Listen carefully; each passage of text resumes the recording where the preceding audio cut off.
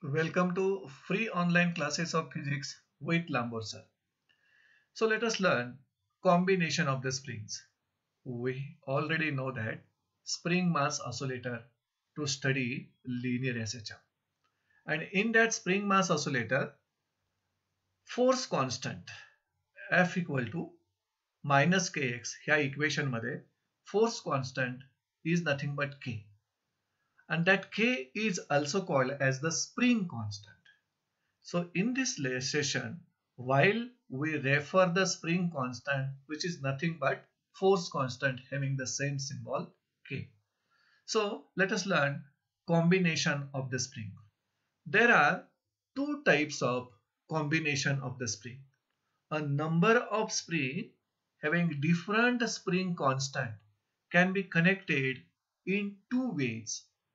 They are connected in parallel combination or they are connected in series combination. So a number of springs of different spring constant म्हणजे force constant can be connected by combining in series or in parallel. म्हणजे स्प्रिंगचे जे combination आहेत there are two types of combination of the spring, series combination and parallel combination.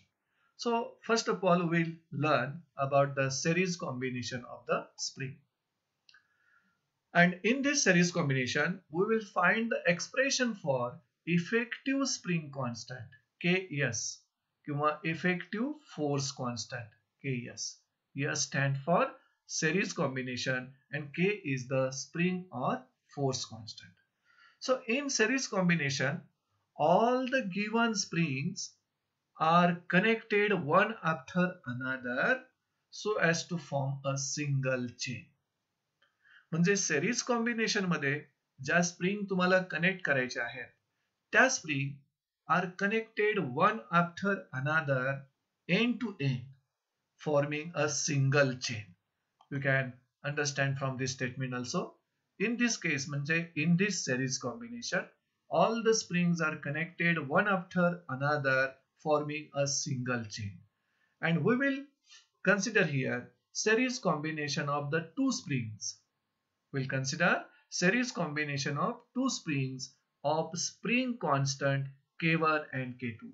हा spring constant म्हणजेच force constant त्या स्प्रिंगचा.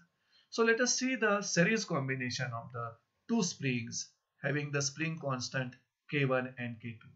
There are the two arrangement of series combination. Both are identical, but in this arrangement, the series combination, the springs are arranged in horizontal arrangement. Horizontal position मध्ये spring ना arrange केलेला आहे. And in this case, the springs are arranged in vertical arrangement. म्हणजे series combination च्या दोन arrangement आहेत. Horizontal arrangement आणि vertical arrangement. And in each series combination, दोन्हीही arrangement मध्ये series combination चा one end is fixed to rigid support and another end is attached to the stretching force किंवा याला तुम्ही ब्लॉक म्हणू शकता ज्याचं मास m आहे. And for the vertical arrangement, पुन्हा एकदा one end of the series combination is attached to the fixed support and other end is stretched by this block. So this is about the two arrangements of series combination.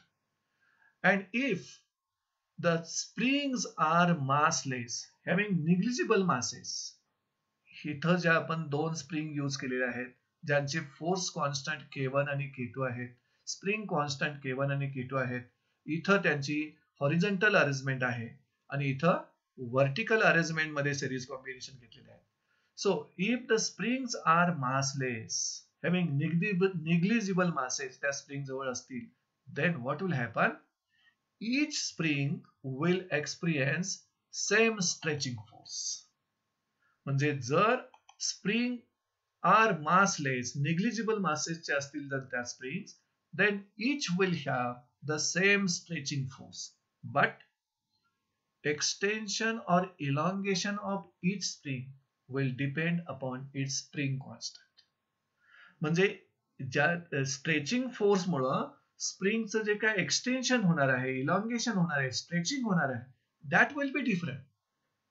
पण stretching force प्रत्येक स्प्रिंगवर same exert होणार for series combination.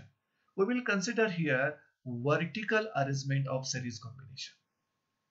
For vertical arrangement, हा जो stretching force आहे डाउनवर्डला असणार, that is equal to weight of the springs. हा stretching force equal to weight of the spring, that is equal to mg. आणि या series combination मध्ये आपल्याला लक्षात ठेवावं लागेल, when springs are connected in series combination, what happens? Same stretching force will act on each spring, but extension of spring are different for different spring. म्हणजे प्रत्येक spring वरचा स्ट्रेचिंग फोर्स सेम असणार, पण प्रत्येक स्प्रिंगचं जे एक्सटेन्शन प्रोड्यूस केलं जाईल त्या स्ट्रेचिंग फोर्स मुळे ते डिफरंट असणार.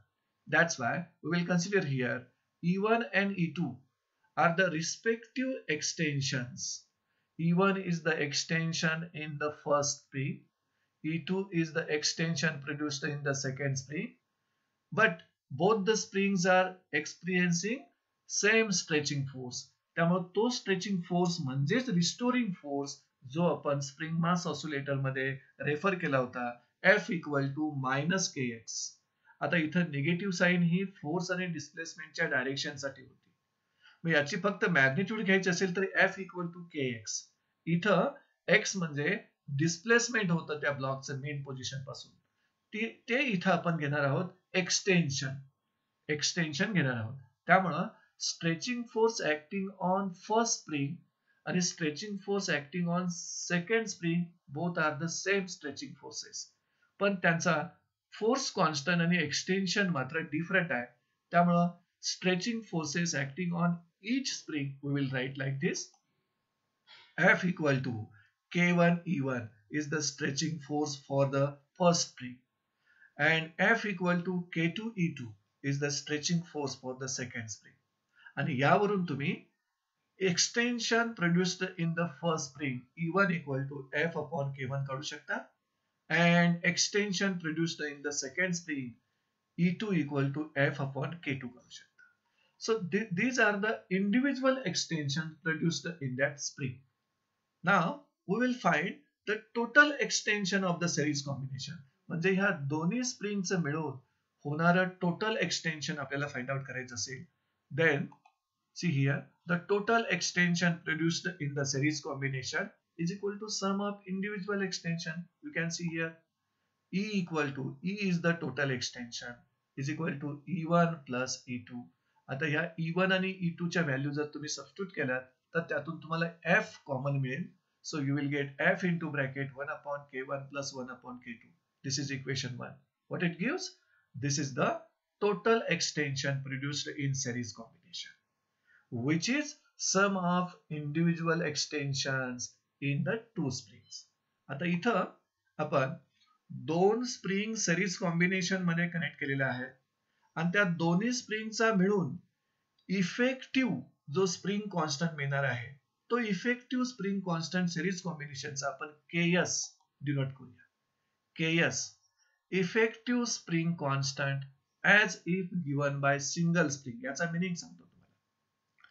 इथं series combination of two springs आपण रिप्लेस करणार आहे बाय द सिंगल स्प्रिंग, पण त्या सिंगल स्प्रिंगचा स्प्रिंग कॉन्स्टंट आणि सिरीज कॉम्बिनेशन ऑफ टू स्प्रिंगचा स्प्रिंग कॉन्स्टंट सेमच असेल.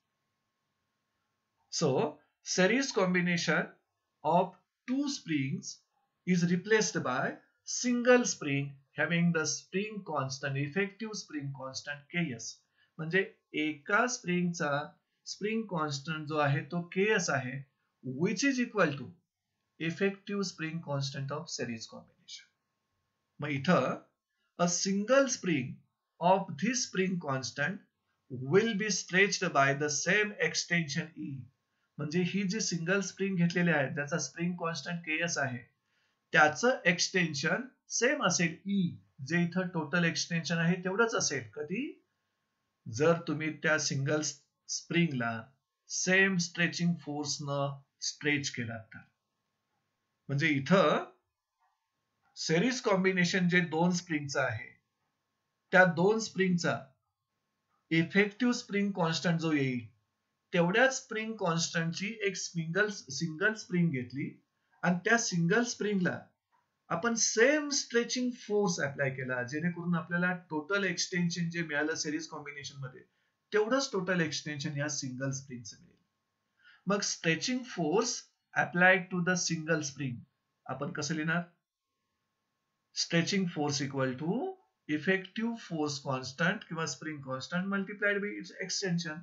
म्हणजे या सिंगल स्प्रिंगला तुम्ही स्ट्रेच केल्यानंतर मिळणारा जो स्ट्रेचिंग फोर्स आहे तो असा लिहिता येईल, F equal to KS into E, and this E is equal to F upon KS. This E is the extension produced in the single spring, and F is the stretching force applied to the single spring.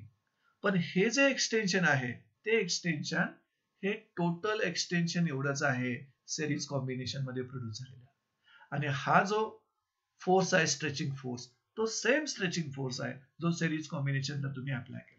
त्यामुळं F equal to KS into E, आणि ही KS म्हणजे effective spring constant as if given by single spring which is equal to effective spring constant of series combination. त्यामुळं तुम्ही F equal to KS into E लिहिलात, therefore extension equal to F upon KS लिहू शकता equation 2. आता equation 2 मध्ये जे total extension मिळाले single स्प्रिंगचं आणि इक्वेशन 1 मध्ये जे टोटल एक्सटेन्शन मिळालेलं आहे सिरीज कॉम्बिनेशनचं, दोघांच्याही व्हॅल्यू इक्वल आहेत. त्यामुळं you can compare equation 1 and 2. Equation 1 आणि 2 चं कंपॅरिझन केलं तर लेफ्ट हँड साइड त्यांच्या सेम आहेत, त्यामुळे आपण राईट हँड साइड इक्वल करू शकतो. See here total extension same आहे. So this is equation 2 F upon KS and this is equation 1. आता या दोन्ही इक्वेशन मधून F आणि F कॅन्सल होतील. You will get 1 upon KS equal to काय मिळेल पहा, 1 upon KS equal to 1 upon K1 plus 1 upon K2. आणि यावरून तुम्ही KS जर फाइंड आउट करायचं असेल तर KS equal to cross multiplication केला तिथं तुम्ही आणि पुन्हा रेसिप्रोकल घेतला, you will get K1 K2 upon K1 plus K2. So this is or this one also required expression for effective spring constant for series combination when two springs are connected in series combination. म्हणजे दोन spring ज्यांचा spring constant K1 आणि K2 होता यांना जर series combination मध्ये जोडला तर इफेक्टिव्ह स्प्रिंग कॉन्स्टंट जो येतो तो तुम्हाला मिळतो 1 upon KS equal to 1 upon K1 plus 1 upon K2 किंवा KS equal to K1 K2 upon K1 plus K2. आता याचा यूज करून तुम्ही ही जी स्प्रिंग मास ऑसिलेटिंग सिस्टीम आहे या स्प्रिंग मास ऑसिलेटिंग सिस्टीम वरून तुम्हाला माहिती आहे की लिनियर SHM परफॉर्म करणार इथं. मग लिनियर SHM च्या पिरियडचा फॉर्म्युला माहिती आहे आपल्याला, T equal to 2 pi under root M upon K. आता K कधी सिंगल स्प्रिंग असेल तर इथं 2 स्प्रिंग्स आहेत त्या पण आपल्याला सिरीज कॉम्बिनेशन मध्ये आहेत, त्यामुळे इथं K न लिहिता KS लिहायला पाहिजे. So we can find time period of spring mass oscillating system which is also called as spring oscillator. See here, therefore time period of spring pendulum किंवा spring oscillator T equal to 2 pi under root M upon KS. कारण हा जो spring pendulum आहे त्या spring pendulum मध्ये जो block आहे म्हणजे स्ट्रेचिंग फोर्स आहे it is performing linear SHM. त्यामुळे हा टाइम पिरियड आपण लिनियर SHM चा घेतलेला आहे. आता इथं KS म्हणजे काय पहा, what is M? This is the mass of that block attached to the free end. And what is KS? This is the effective force constant किंवा spring constant of series combination. आता इथं KS ची value इथून जर substitute केला तर तुम्हाला formula बदललेला दिसेल, T equal to 2 pi M K1 plus K2 divided by K1 into K2. So in this way, this was the first type of combination of the spring, series combination. आणि त्या series combination मध्ये इथं आपल्याला effective spring कॉन्स्टंटचं expression मिळालं आणि त्याचा use करून आपण time period of spring pendulum find out केला. Now there are 3 special cases for the series combination. First कोणते पहा, इथं आपण 2 स्प्रिंग सिरीज कॉम्बिनेशन मध्ये कनेक्ट केल्या होत्या आणि त्यांचा इफेक्टिव्ह स्प्रिंग कॉन्स्टंट काढला. समजा n नंबर ऑफ स्प्रिंग आपण सिरीज कॉम्बिनेशन मध्ये कनेक्ट केले असतील, what will be the effective spring constant? That will be in the first case. Special cases, त्यामध्ये फर्स्ट स्पेशल केस कोणती आहे पहा. For number of massless springs in series. Number म्हणजे आपण n नंबर म्हणूया. Massless springs which are connected in series, ज्या स्प्रिंगचा force constant K1, K2, K3 and so up to Kn असेल, आणि यांना तुम्ही सिरीज मध्ये जोडला असाल तर इफेक्टिव्ह स्प्रिंग कॉन्स्टंट किती येईल ह्या number of massless spring connected in सिरीजचा, तो तुम्हाला या फॉर्म्युलाने रेफर करता येईल. See here 1/Ks equal to 1/K1 plus 1/K2 plus and so up to 1/Kn. n number of massless spring होत्या सिरीज मध्ये कनेक्ट केलेल्या, आणि त्यालाच तुम्ही शॉर्ट फॉर्म मध्ये लिहू शकता summation 1/Ki. I goes from 1 to n. So this is effective spring constant for number of massless springs connected in series. The second case कोणते आहे पहा. For only two massless springs each of force constant K connected in series. म्हणजे इथं ज्या दोन massless spring घेतलेल्या आहेत त्या आयडेंटिकल आहेत.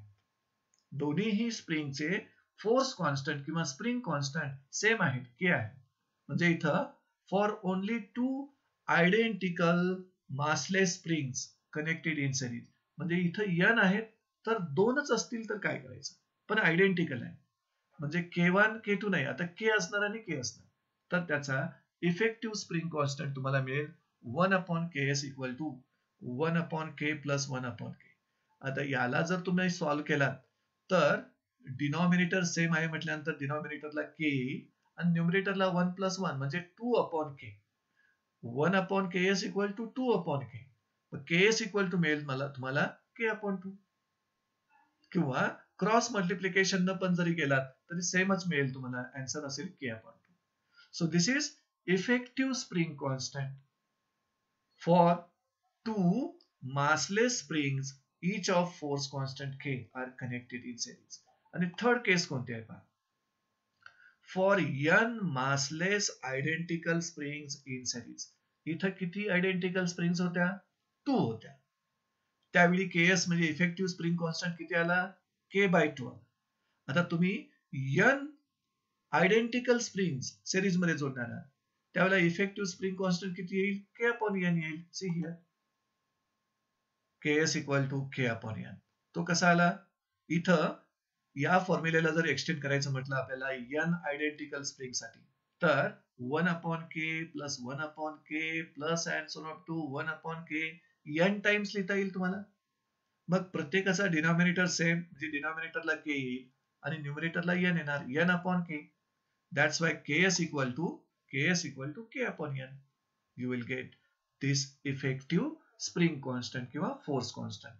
These are the three special cases which are used for series combination of the spring. Now there is one more combination of spring which is the parallel combination of the spring. See here, parallel combination of the spring म्हणजे ज्या पण आपल्याला spring दिलेल्या आहेत different spring कॉन्स्टंटच्या, त्या spring आपण एक तर सिरीज कॉम्बिनेशन मध्ये घेऊ शकता किंवा त्यांना पॅरलल कॉम्बिनेशन मध्ये घेऊ शकता. We have studied already series combination of the springs and effective spring constant for the series combination.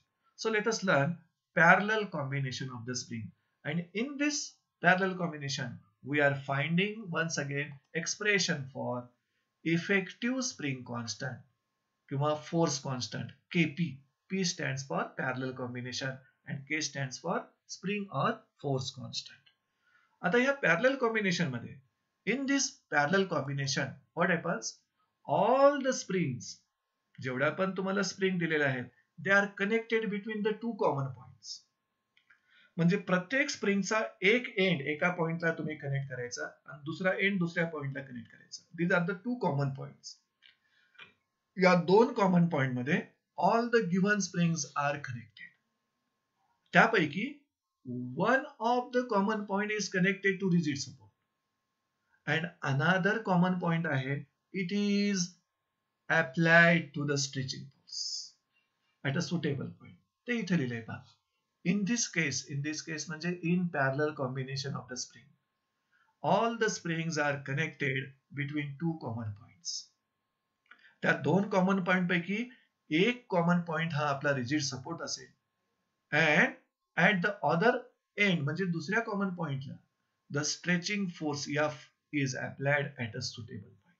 आता हे स्टेटमेंट तुम्हाला समजायचं असेल तर डायग्राम मधून आपण समजावून घेऊया. त्यासाठी we will consider parallel combination of the two springs having the force constant K1 and K2. See here. We have considered parallel combination of two springs of spring constants K1 and K2. Let us refer this diagram for parallel combination of the two springs. See here. This one is the parallel combination of the two springs. आता आपण काय म्हटलं parallel combination मध्ये? All the springs are connected between the two common points. हे पहा, हा एक common point आहे आणि हा दुसरा कॉमन पॉइंट आहे. हा कॉमन पॉइंट हा रिजिड सपोर्टला आपण अटॅच केलेला आहे आणि हा दुसऱ्या कॉमन पॉइंटला तुम्ही स्ट्रेचिंग फोर्स अप्लाय केलेला आहे ऍट अ सुटेबल पॉइंट, म्हणजे मिड पॉइंट आहे ह्या दोन स्प्रिंगच्या मधला. This is the parallel combination and this second arrangement is also parallel combination, कारण दोन्हीही स्प्रिंग जे आहेत त्यांचे फोर्स कॉन्स्टंट K1 आणि K2 आहे, पण दोन्ही स्प्रिंगचा एक एंड जो आहे तो रिजिड सपोर्टलाच आहे. हा पण रिजिड सपोर्टला आहे आणि या स्प्रिंगचा इथला एंड पण रिजिड सपोर्टला आहे आणि रिमेनिंग एंड आहे त्याला तुम्ही स्ट्रेचिंग फोर्स अप्लाय केलेला आहे, एम अप्लाय केलेला आहे. Isn't it? आता या पॅरलल कॉम्बिनेशन मध्ये नेमकं काय होतं पहा. जसं सिरीज कॉम्बिनेशन मध्ये जर तुम्ही स्प्रिंग कनेक्ट केला असाल आणि एंडला जर तुम्ही स्ट्रेचिंग फोर्स अप्लाय केला असाल, in series combination each spring will have same stretching force but different extension. But in parallel combination ही केस बरोबर अपोजिट आहे. Irrespective of the stretching forces of the spring, म्हणजे या दोन्ही स्प्रिंगचे स्ट्रेचिंग फोर्सेस डिफरंट आहेत. Stretching forces म्हणण्यापेक्षा irrespective of the spring constants K1 and K2 of the two springs, each spring will have the same extension. म्हणजे parallel combination मध्ये प्रत्येक स्प्रिंगचं extension सेमच असेल, but each spring will experience different stretching force. म्हणजे K1 spring कॉन्स्टंटची जी spring आहे त्याचं extension same असेल K2 spring constant असलेल्या स्प्रिंग, पण दोन्ही स्प्रिंगनं एक्सपिरियन्स केलेला स्ट्रेचिंग फोर्स जो आहे हा स्ट्रेचिंग फोर्स मात्र डिफरंट असणार आहे. ते या स्टेटमेंट मध्ये समजावून सांगितलंय पहा. इररिस्पेक्टिव्ह ऑफ देअर स्प्रिंग कॉन्स्टंट्स, म्हणजे K1 K2 जरी वेगळे असले दोन्ही स्प्रिंगचे तरी each spring will have the same extension E, म्हणजे दोन्हीही स्प्रिंगचं या स्ट्रेचिंग फोर्स मुळे होणारं एक्सटेन्शन सेमच असेल, पण दोन्ही फोर्सनं जो हा स्ट्रेचिंग फोर्स शेअर केला असेल तो मात्र डिफरंट असेल. म्हणजे पॅरलल कॉम्बिनेशन मध्ये each spring experiences different stretching force but each spring have the same extension. Due to this, the springs now share the stretching force such that, म्हणजे ह्या दोन्हीही स्प्रिंग कडून ह्या स्ट्रेचिंग फोर्सला शेअरिंग केलं जाईल, म्हणजे वेगवेगळी व्हॅल्यू प्रत्येक स्प्रिंगला मिळणार आहे स्ट्रेचिंग फोर्सची. The springs now share the stretching force such that in the equilibrium position, ही स्प्रिंग आणि मास ऑसिलेटिंग सिस्टीम आहे ना, त्याच्या इक्विलिब्रियम पोझिशन मध्ये total restoring force is equal and opposite to the stretching force. आता हा restoring force आणि stretching force काय आहे पहा. स्ट्रेचिंग फोर्स हा म्हणजे हा ब्लॉक अटॅच केलेला आहात तुम्ही एका कॉमन एंडला आणि या ब्लॉक मुळे या दोन्ही स्प्रिंगचं स्ट्रेचिंग होणार, एक्सटेन्शन होणार, पण सेम होणार, पण त्यावेळी त्या स्प्रिंग मध्ये रिस्टोरिंग फोर्स डेव्हलप होणार आणि तो रिस्टोरिंग फोर्स अपवर्डला ऍक्ट होणार आणि स्ट्रेचिंग फोर्स डाऊनवर्डला ऍक्ट होणार आणि तो रिस्टोरिंग फोर्स जो स्प्रिंग मध्ये डेव्हलप होणार आहे that will be different for the different spring. So the spring now share the stretching force such that in the equilibrium position, total restoring force which are developed in the spring is equal and opposite to the stretching force. यातला stretching force हा डाऊनवर्डला act होतोय आणि restoring force हा अपवर्डला act होतोय. So let we will consider restoring force of first spring आपण F1 ने डिनोट करूया. F1 equal to K1 into E, कारण दोन्ही ही स्प्रिंगचं एक्सटेन्शन सेम आहे. F1 equal to K1 into E, that is the restoring force for the first spring. Now F2 equal to K2 into E, restoring force of second spring.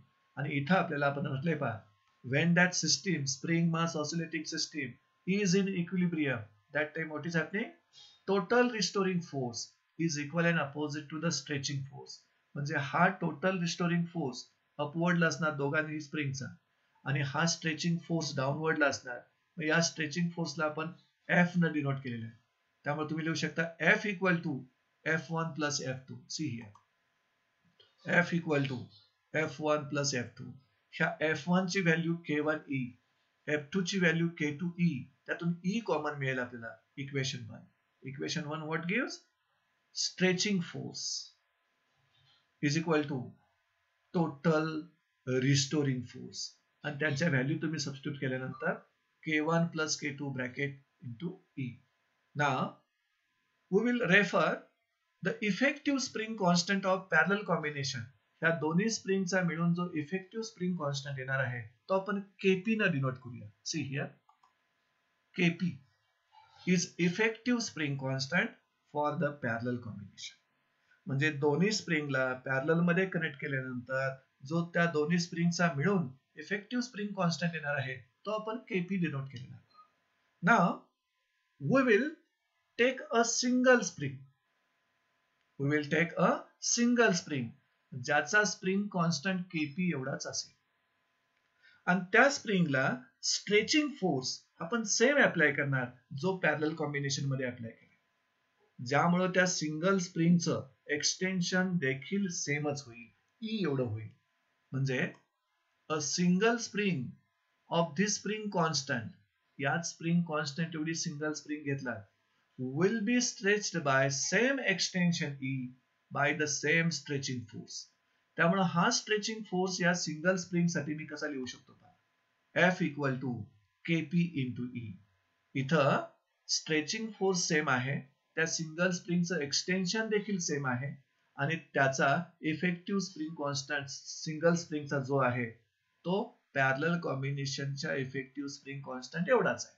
त्यामुळं this is the stretching force applied to single spring which is same as in the parallel combination. F equal to KP into E, equation 2. मग equation 1 मध्ये जो stretching force आहे तो stretching force equation 2 मध्ये. So we can compare equation 1 and 2. Equation 1 ची left hand side आणि 2 ची left hand side same आहे, त्यामुळे राईट हँड साइड आपण इक्वेट करू शकता. See here KP into E equal to K1 plus K2 into E. E cancel होईल दोन्ही साइडचं. You will get KP equal to K1 plus K2. So this is expression for effective spring constant for the parallel combination of two springs. दोन spring घेतल्या होत्या, K1 K2 spring constant होते, त्या दोन स्प्रिंगचं parallel combination केल्यानंतर effective spring constant parallel कॉम्बिनेशनचा मिळतो KP equal to K1 plus K2. आता यावरून इथं जो काय स्प्रिंग पेंडुलम तयार झालेला आहे, स्प्रिंग मास ऑसिलेटिंग सिस्टीम तयार झालेली आहे, त्याचा टाइम पिरियड तुम्ही काढू शकता. See here time period of spring pendulum formula राहतो T equal to 2 pi under root M upon K. पण इथं K म्हणजे पॅरलल कॉम्बिनेशन मध्ये स्प्रिंग आहे, त्यामुळे इथे K ऐवजी KP घ्यावे लागेल. See here T equal to 2 pi under root M upon KP and the value of KP is K1 plus K2. See here, K1 plus K2. So this is expression for time period of spring pendulum. जसं आपण series combination मध्ये effective spring constant काढला series कॉम्बिनेशनचा आणि त्याच्यावरून time period of spring pendulum काढला, अगदी त्याच पद्धतीनं पॅरलल कॉम्बिनेशन मध्ये इफेक्टिव्ह स्प्रिंग कॉन्स्टंट काढला आणि त्यावरून time period of spring pendulum इथं फाइंड आउट केला. नाव the cases for parallel combination, special cases for the parallel combination. आपण series combination मध्ये 3 स्पेशल केसेस स्टडी केल्या. त्याच पद्धतीच्या पॅरलल कॉम्बिनेशन मध्ये देखील 3 स्पेशल केसेस आपण स्टडी करतोय. त्यातील फर्स्ट स्पेशल केस काय पहा. For number of massless springs in parallel. म्हणजे इथं आता नंबर ऑफ मासलेस स्प्रिंग तुम्ही पॅरलल मध्ये जोडणार आहात, ज्या स्प्रिंगचा फोर्स कॉन्स्टंट असेल K1, K2, K3 and so on to Km. इथं m नंबर घेतलाय आपण स्प्रिंगचा. सिरीज कॉम्बिनेशन मध्ये n नंबर घेतला होता. इथं आपण m नंबर ऑफ घेऊया मासलेस स्प्रिंग. मग त्यांचा m नंबर ऑफ मासलेस स्प्रिंगचा इफेक्टिव्ह स्प्रिंग कॉन्स्टंट Kp कसा लिहिता येईल पहा. 2 स्प्रिंग घेतला तर K1 प्लस K2 आला. मग m स्प्रिंग जर घेतल्यात तुम्ही तर कसा लिहिता येईल. See here Kp equal to K1 plus K2 plus and so on to Km. आणि यालाच तुम्ही समेशन मध्ये लिहू शकता. Summation Ki. I goes from 1 to m. कारण इथं m number of massless springs होत्या, which are connected in parallel. Second case कोणती पहा. For only 2 massless springs, each of force constant K. म्हणजे इथं K1 आहे आणि K2 आहे, पण instead of K and K दोन्हीही स्प्रिंगचा फोर्स कॉन्स्टंट सेम, म्हणजे दोन्ही स्प्रिंग आयडेंटिकल आहे. मग त्यावेळी इफेक्टिव्ह फोर्स कॉन्स्टंट किती होईल. Kp equal to K plus K म्हणजे 2K. See here Kp equal to K plus K that is equal to 2K. आणि जर थर्ड केस मध्ये पहा, for m massless identical springs in parallel. आता तुम्ही m massless आणि identical springs parallel मध्ये असतील. इथं 2 आयडेंटिकल स्प्रिंग्स होत्या पॅरलल मध्ये. त्यावेळी तुम्हाला मिळालं Kp equal to twice K. आता m massless identical springs in parallel मध्ये असतील तर Kp इक्वल टू काय मिळेल. m times K. So with this we have studied combination of the springs. 2 combinations आहेत स्प्रिंगच्या. पॅरलल कॉम्बिनेशन आपण कंप्लीट केलं आणि सिरीज कॉम्बिनेशन. शेवटी मी तुम्हाला लक्षात राहण्यासाठी जो सेंटेन्स सांगतोय. In series combination what happens. In series combination, each spring have the same stretching force but different extension. But in parallel combination, each spring have the different extension, different stretching force but same extension. Once again, I will repeat. In series combination, each spring have same stretching force but different extension, and in parallel combination each spring have different stretching force but same extension. याचा use करून तुम्ही effective spring constant series combination मध्ये आणि effective spring constant parallel कॉम्बिनेशनचे expression find out केलेले आहात. आणि शेवटी तुम्ही त्या इफेक्टिव्ह स्प्रिंग कॉन्स्टंट वरून टाइम पिरियड ऑफ स्प्रिंग पेंडुलमचा फॉर्म्युला समजावून घेतलेला आहे. So with this, we are ending this session. Thank you, friends.